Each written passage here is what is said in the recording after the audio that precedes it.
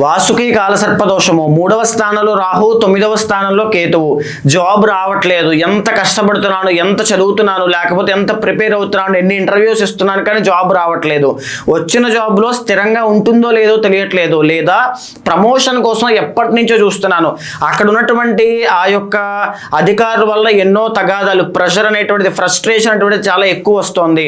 లేకపోతే సోదర సోదరీమణులు సిబ్లింగ్స్తో ఎక్కువగా ఆస్తి తగాదాలు అనేటువంటివి చూడడం కానీ, వాళ్ళతో తగువులు అనేటువంటివి పెట్టుకోవడం కానీ, రావడం కానీ.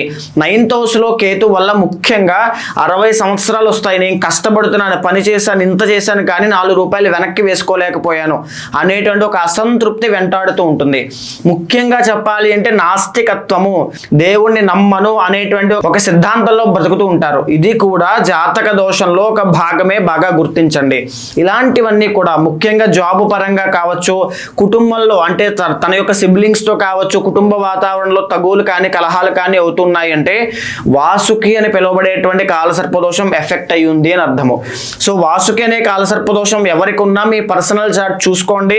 తప్పకుండా దానికి సంబంధించినటువంటి శాంతి పరిహారములు ఆచరించండి.